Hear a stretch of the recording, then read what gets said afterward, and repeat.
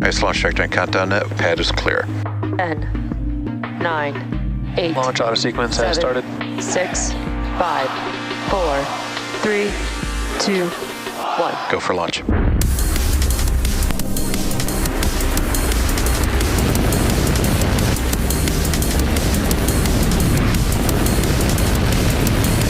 Vehicle is supersonic. Stage separation confirmed. Dragon, separation confirmed.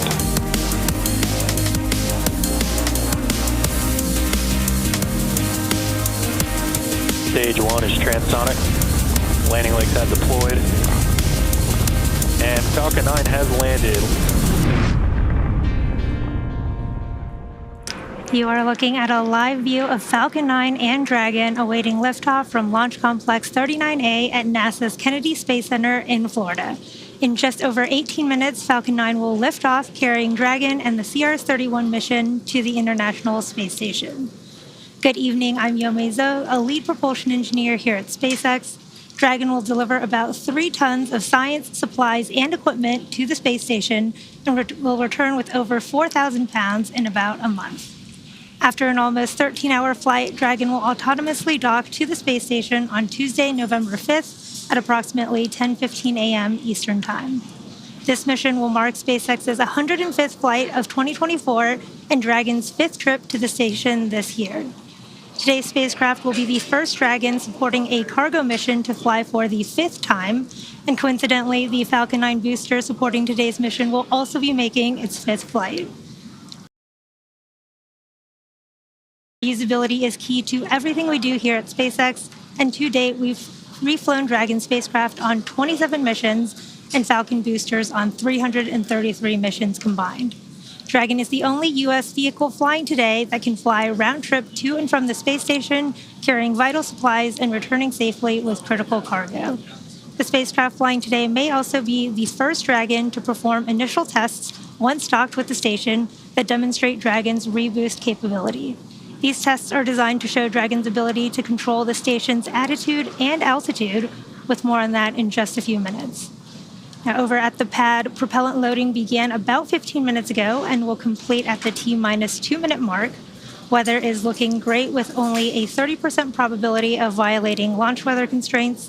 The eastern range is green and ready to support, and everything is looking good as we count down to an instantaneous launch attempt at 9:29 p.m. Eastern Time today. With that, let's check in with Joseph at NASA in Houston.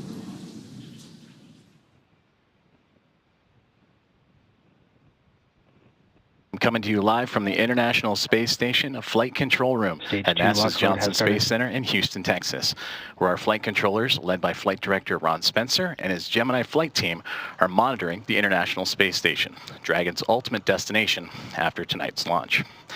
We're closely following the launch and collaborating with you and the teams in Hawthorne, as well as the Falcon 9 team at NASA's Kennedy Space Center in Florida, to ensure that all launch criteria are met. Now, earlier in the countdown, a device called the Lab Router that enables telemetry for the crew on board the International Space Station to monitor Dragon went down. The crew was then briefly awakened from their sleep shift and recycled that router successfully. And right now, I am happy to report that the teams here in Mission Control are go for launch. The International Space Station and its crew members, including NASA astronaut and Commander Sonny Williams, Butch Wilmore, Don Pettit, and Nick Hague, are ready to welcome Dragon with its anticipated docking tomorrow morning. The crew is rested and ready to receive Dragon after witnessing the relocation of Crew 9's Dragon spacecraft after relocating from the forward-facing port of the station's Harmony module, Node 2, or the zenith-facing port of the module to clear its path for the arrival of the Commercial Resupply mission. Now, as we shift our focus here in Houston to the countdown for Dragon, I'll hand it back to you in Hawthorne for more details on the vehicles involved in this mission. Yome? As we continue to count down, let's take a closer look at the vehicles that will be taking CRS-31 to the space station today. Sitting atop the Falcon 9 rocket, Dragon in its trunk stand about 27 feet tall. Dragon has 16 Draco thrusters that can be used in space to help navigate the spacecraft to its destination, each providing 90 pounds of force. Dragon's trunk attached below the spacecraft holds solar cells that power Dragon while it's in free flight. And the trunk can also carry unpressurized cargo, which it will be doing today. About 50 seconds after separation, Dragon's nose cone deploy sequence will begin exposing its guidance navigation controls that help Dragon autonomously fly to the space station. The nose cone also houses the docking mechanism that will connect with the station. Dragon has played a significant role in advancing our future in space by safely transporting crew and cargo to and from the space station. Altogether, the reusable Dragon spacecraft fleet has completed 9 human spaceflight missions on behalf of NASA and has both visited the station and returned to Earth 43 times under NASA's Commercial Resupply and Commercial Crew programs. This particular spacecraft has supported 4 previous commercial resupply missions for NASA, including CRS-31, 23, 25, and 28. And launching Dragon to orbit today is Falcon 9, a 2-stage rocket developed and manufactured by SpaceX, known for its safe, reliable, and cost-effective access to space. Just underneath Dragon, we have the second stage of the vehicle. The second stage is powered by a single Merlin vacuum engine, or MVac, which is optimized to perform in the vacuum of space. And that second stage will secure Dragon's entry into low Earth orbit before separating, leaving Dragon to continue its journey to the space station on its own thrusters. Just below the second stage is the first stage, which contains 8 engines arranged around one center engine, all held in place by a structure called the octaweb. Each of these Merlin 1D engines delivers about 190,000 pounds of thrust at sea level, which gives Falcon 9 a combined 1.7 million pounds of thrust. The booster supporting today's mission previously launched 4 missions, including Crew 8, Polaris Dawn, and 2 Starlink missions. Now, with T0 coming up in just about 12 and a half minutes, our teams in Florida are doing a series of system checks to ensure Dragon and Falcon 9 are ready to fly. Now, while on station, the CRS-31 spacecraft flying today may also perform 2 initial tests to demonstrate Dragon's ability to control the space station's attitude as well as Dragon's reboost capability. Reboosts are necessary to counteract the effects of atmospheric drag, which can cause the station to lose altitude. Once the station is in a configuration for SpaceX's reboost demo, the aft Draco engines in the service section will fire for just over 12 minutes and give the station a boost. SpaceX has partnered with NASA on the creation of control algorithms to help guide and steer the Dragon and ISS through these dynamic events, which will be the first time Dragon performs tests of this nature on station.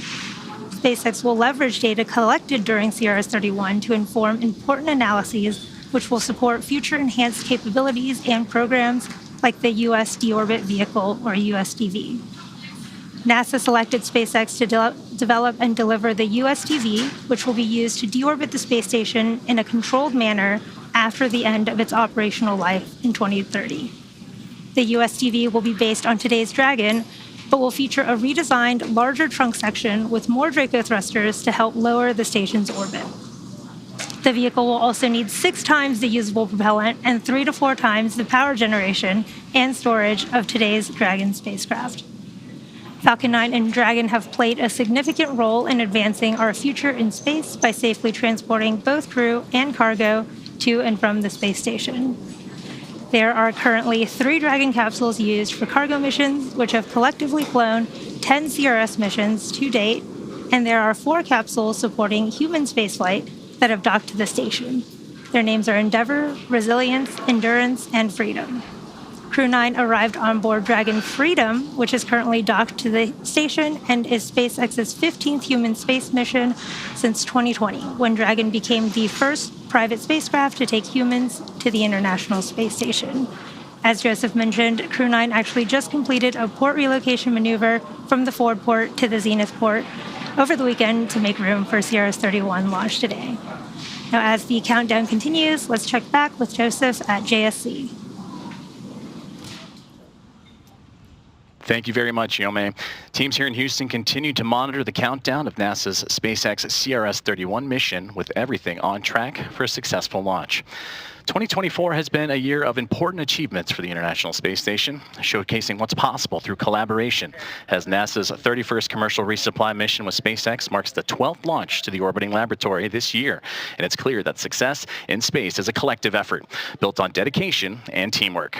Let's take a closer look at how this team effort has kept the station thriving throughout the year. The year began with Progress 87 delivering essential supplies to the International Space Station.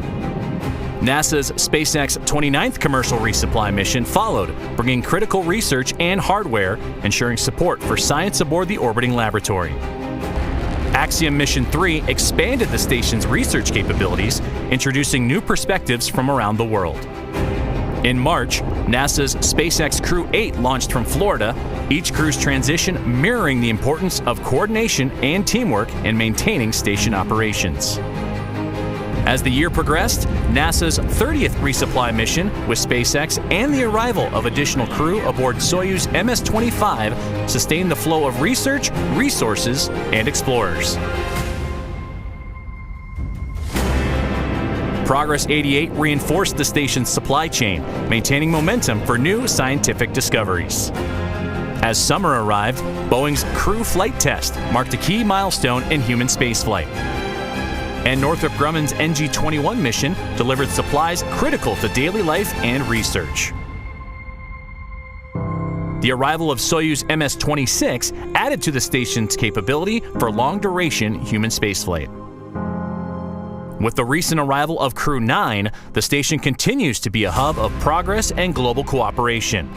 It's a place where scientists and explorers from across our planet work together, advancing our understanding of life in space, creating opportunities for the future.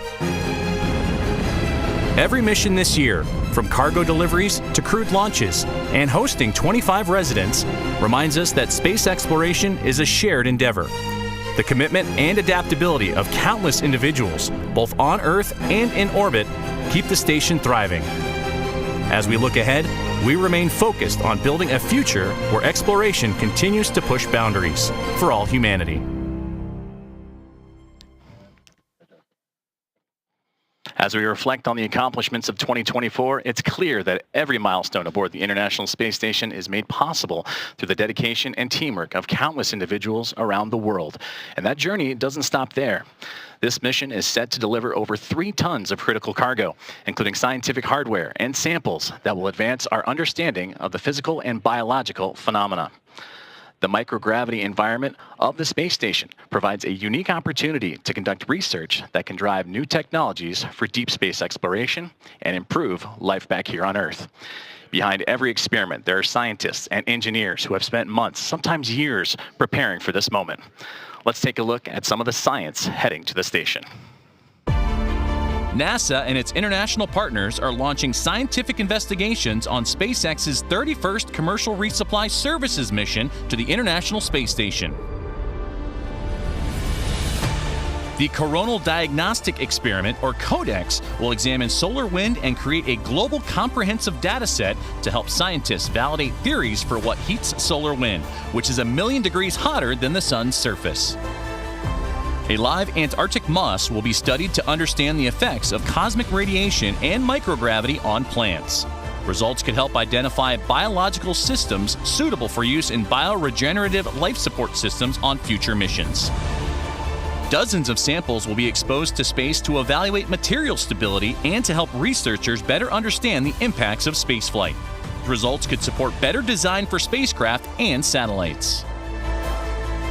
Researchers will demonstrate cold welding techniques in space and evaluate sample integrity. Results could aid in the development of interior spacecraft repair methods and improve applications of cold welding on Earth. Discover more about all of the science making the journey to the orbiting lab at nasa.gov/ISS-science.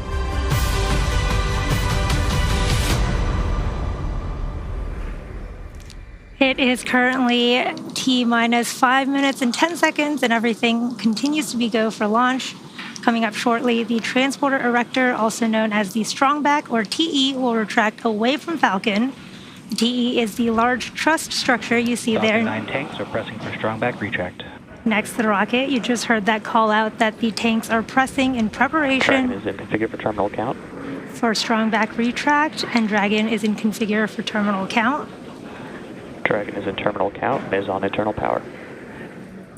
There is that call out for Dragon transitioning to internal power. And ahead of the transporter erector reclining, you'll see the clamp arms just below Dragon Strong back lower has started.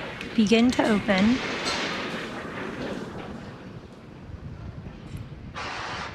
Now the transporter erector is designed to transport, raise, and support Falcon 9 at the launch pad and uses its umbilicals or flexible lines to route the vehicle's fluids, power, and telemetry from ground systems to the rocket and payload until Falcon 9 switches to internal power. There you can see those clamp arms beginning to open right under Dragon at the top of the second stage.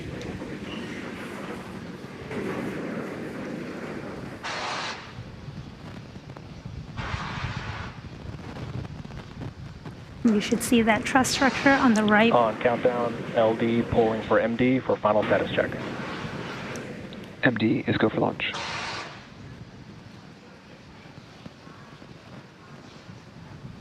You see the transporter erector reclining from Falcon 9.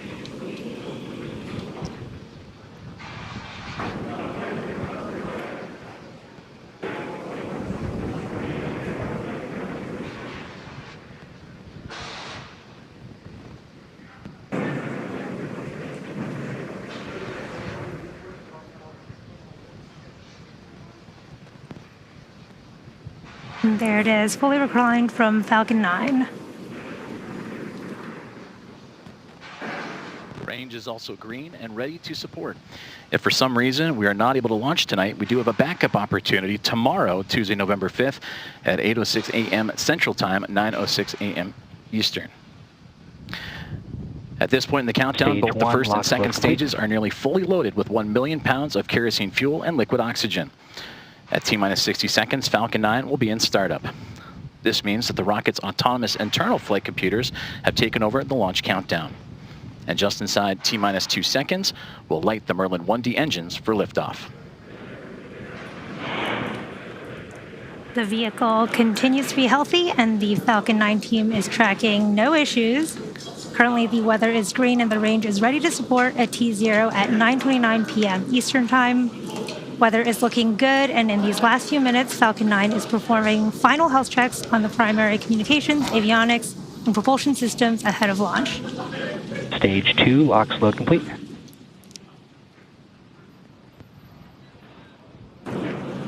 With that, we're hearing the checkouts of the second stage thrust vector control actuators underway and referred to as the engine gibble or wiggle test. And this is when SpaceX moves the nozzles ever so slightly to make sure that the guidance hardware is acceptable for flight. And as Dragon now moves into auto idle, continues those checkouts for the first stage engines, and that happens just seconds before ignition. At the time of launch, the International Space Station will be flying some 260 statute miles crossing the Atlantic Ocean.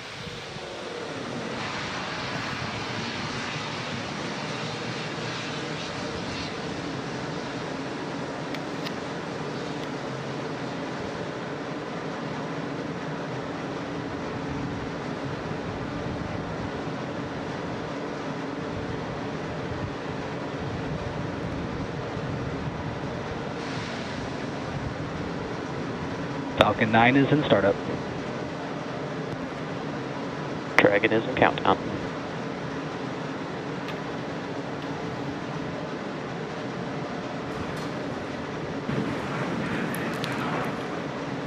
SpaceX launch director, go for launch.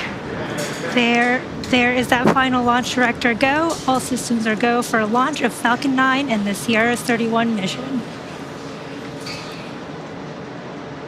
T-minus 30 seconds.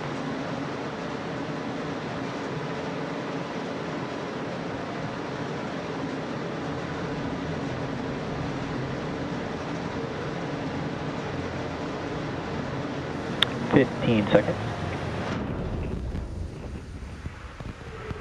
T-minus 10, 9, 8, 7, 6, 5, 4, 3, 2, 1. Ignition, engines full power, and liftoff. Go SpaceX. Go Falcon, go CRS.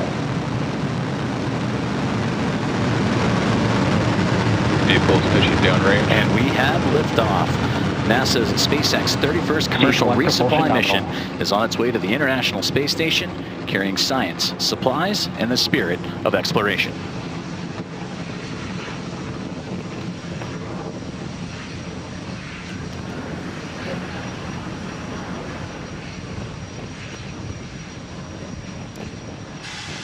Now, during ascent, we will tilt or gimbal the engines, guiding the rocket into what we call a gravity turn. Now, during this turn, the vehicle is flying both up and horizontally away from the launch pad.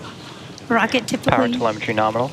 typically needs to go 17,500 miles per hour horizontally in order Falcon 9 is supersonic. avoid getting pulled back down to Earth. You just heard that call out that Falcon 9 is supersonic. And shortly, we'll be throttling the engines back in preparation for max Q. Max Q. There's that call up for max Q. That's the maximum aerodynamic pressure that the vehicle will see during ascent. And coming up shortly, we will have a few events in quick succession, starting with main engine cutoff, followed by stage separation, Stage 2 engine chill. second engine startup 1, and the boost back burn of the first stage. You just heard the call out for the second stage engine chill, starting in preparation for that engine startup. We are just about 30 seconds away from main engine cutoff, where the 9 Merlin 1D engines on the first stage will shut down. Shortly after that, the stage 1 and 2 will separate from one another, and the MVAC engine on the second stage will start.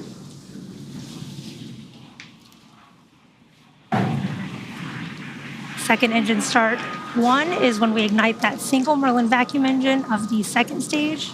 Shortly after that, the boost back burn will start on the first stage.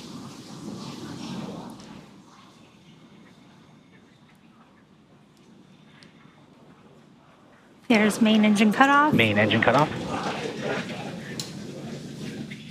Stage separation confirmed. Stage separation. Stage 2 startup. Stage 1 boost back startup. And there you can see a beautiful view of the concurrent second stage engine start along with the start of that first stage boost back burn. And really cool views from the second stage engine there and the first stage.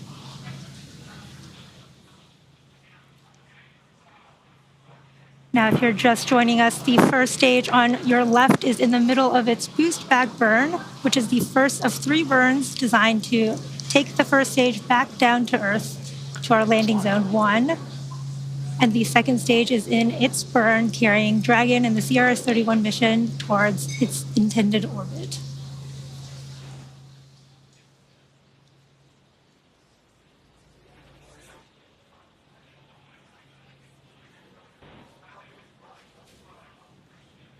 Stage 1 boost back shutdown. There is the end of that boost back burn. Again, that was the first of 3 planned burns of the first stage. And in about 3 minutes, there will be 2 additional burns, the entry burn and the landing burn of that first stage, to bring it back down to land at landing zone 1 at Cape Canaveral. We are at T plus 3 minutes and 55 seconds here in today's mission. CRS-31 is SpaceX's 105th launch this year, and we are coming up on the entry burn and then second engine cutoff of the second stage. Now, the entry burn is slated for a little over 2 minutes from now at the T plus 6.5 minute mark, and you should see that on your screen when the first stage performs it. And for that entry burn, we relight 3 of the 9 M1D. Vehicles are on a nominal trajectory. You heard that call out. Vehicles are all on a nominal trajectory. And again, for that entry burn, we will relight 3 of the 9 M1D engines, starting with the center E9 engines, followed shortly after by the E1 and E5 engines, which are on either side of it. And this burn will slow the vehicle down as it passes back into the Earth's atmosphere.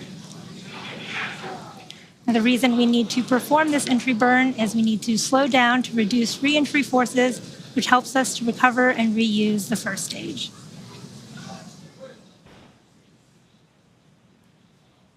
You can follow along on the bottom left and right hand of your screen for the speed and altitude for the first and second stages, respectively. And the second stage, which you can see on your screen right now, is on its first burn.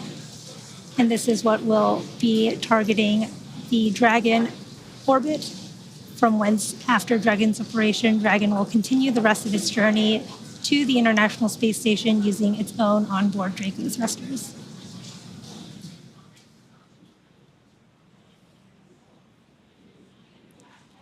We are just about 30 seconds from the start of the first stage entry burn. This will be about a 20-second burn that slows that first stage down as it re-enters the Earth's atmosphere. Nominal trajectory.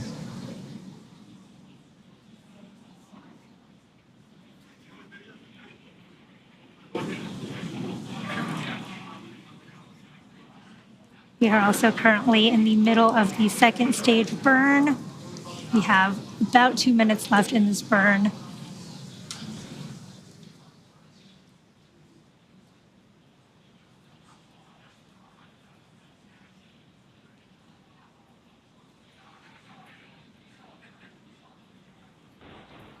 Stage 1 entry burn.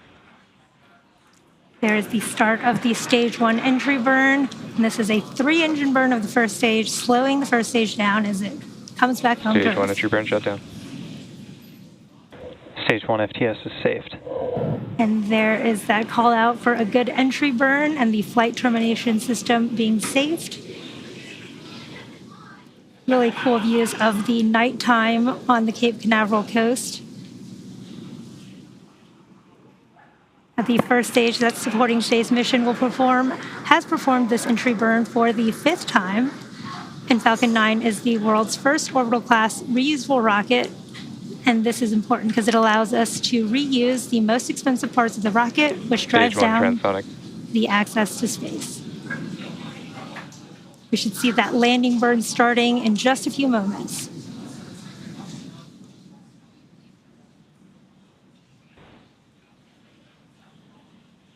Stage 1 landing burn.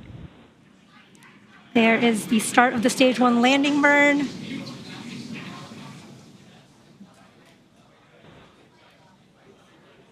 Stage 1 landing leg deploy.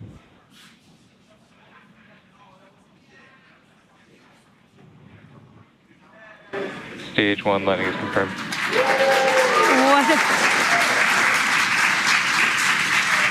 What a beautiful view Stage of that terminal guidance. first stage landing. And with that, that landing marks SpaceX's 360-second recovery of an orbital class rocket, including the first stage landings for Falcon 9 and Heavy.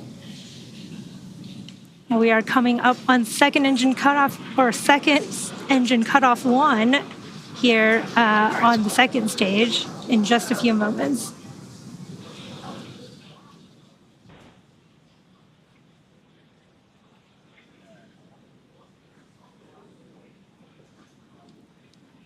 Stage 2 shutdown.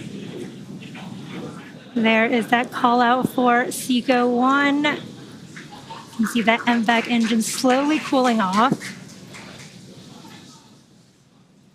Nominal orb insertion. There is that confirmation of a good orbit.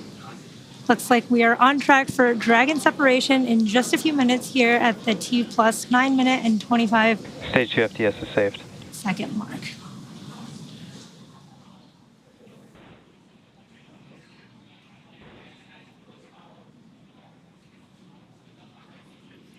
You can see that MVAC engine continuing to cool down.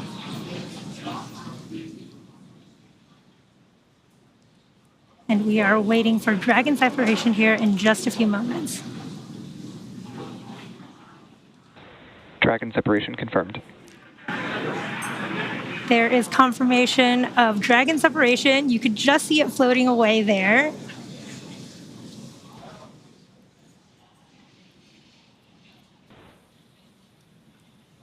Now, if you're just joining us, we did have a successful launch from Launch Complex 39A at Kennedy Space Center.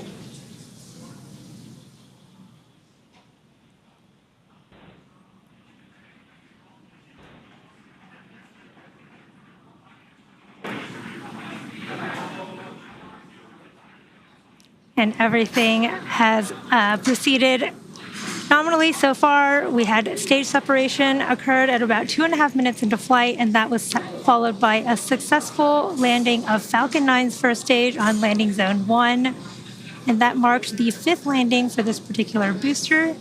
And for those of you following along, this Dragon spacecraft previously supported 4 commercial resupply missions for NASA, including CRS-31, 23, 25, and 28. At about a few minutes ago, we had a successful second engine cutoff, or SECO-1, and this was followed by a confirmation of a good orbital insertion. We recently saw Dragon separation floating away from the second stage as it begins its journey to the International Space Station. We should see the start of nose cone deploy here for Dragon shortly as well.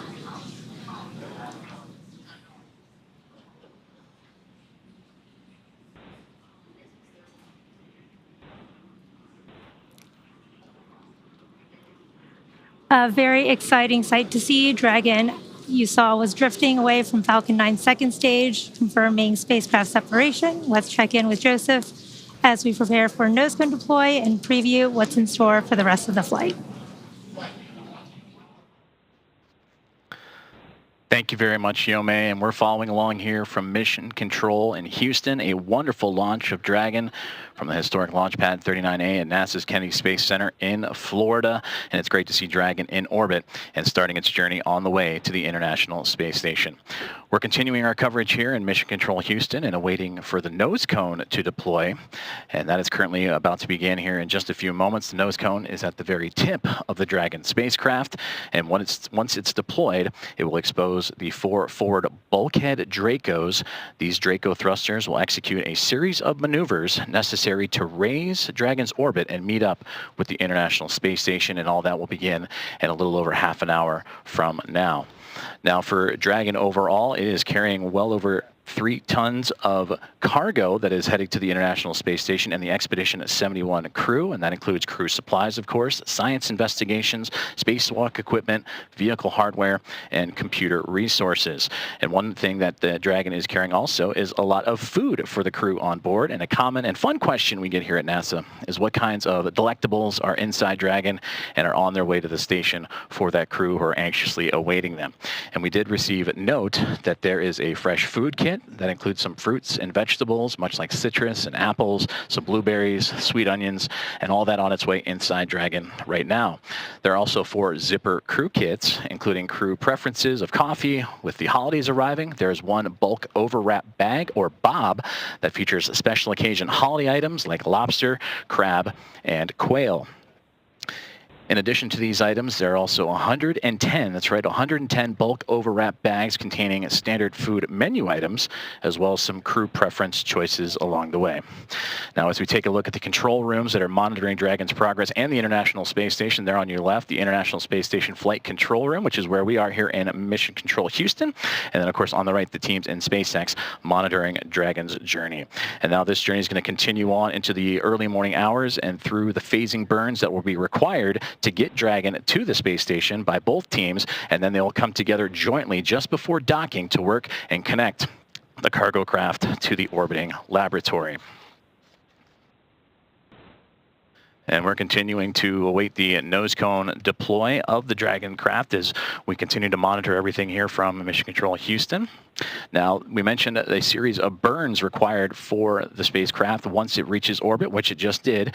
And now in about 30 minutes or so, we will see that first round of what will be 5 burns that will take Dragon onto its next phase of the mission. So as we continue to await the confirmation of nose cone deploy, let's take a closer look at the next several hours and what's in store for the Dragon spacecraft.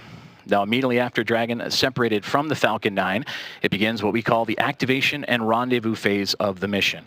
And during this phase, Dragon is configured for on-orbit operations. And this phase begins after the separation of Dragon from Falcon 9 and ends with the completion of the final co-elliptic burn. Our initial orbit today is 190 kilometers by 210 kilometers. and with those values representing the perigee and apogee of the orbit, or the lowest and highest points over Earth. That means the orbit isn't a perfect circle, but more like a very slight ellipse. Now, over the next several hours after liftoff, Dragon will execute a series of burns, which will gradually raise its orbit to align more closely with the station. And there are 5 major burns, or firings, of those Draco thrusters on Dragon that will bring the spacecraft close to station before we begin those final approach maneuvers. As we take a look inside the nose cone of Dragon as we speak, as the nose cap is opening right in front of us, and continuing to watch the nose cone deploy, again exposing those forward bulkhead thrusters that will begin those 5 phasing burns for the spacecraft, and we will get video back as soon as possible. But to quickly take a look at some of those burns as the nose cone approaching the about halfway point of opening. The first burn is the phase burn, and that's the first major one that's going to come in about 33 minutes from now, and that's performed at the apogee, or the highest point of the initial orbit, and will raise Dragon's perigee, or lowest point, to a higher altitude.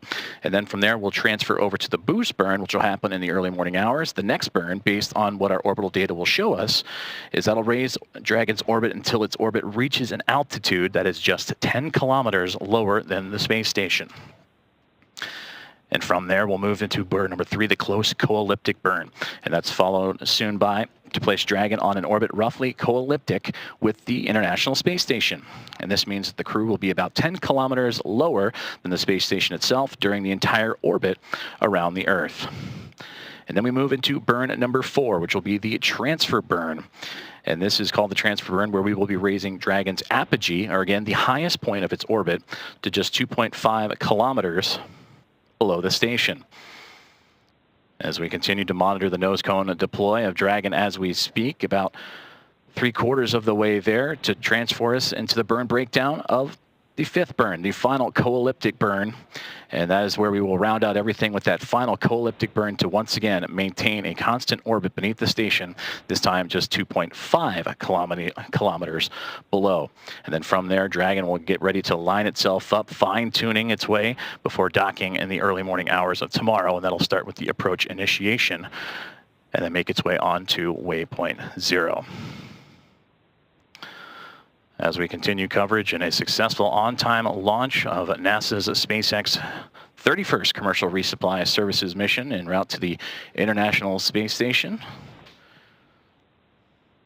As nose cone deploy just a moment away from locking into position.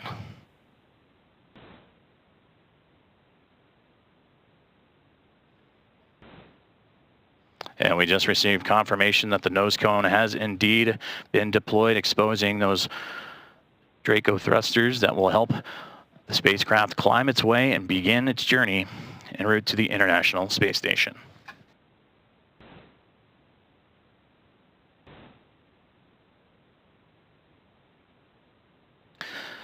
Now that the nose cone is deployed, Dragon is ready for its phasing burns to the International Space Station with a successful orbital insertion.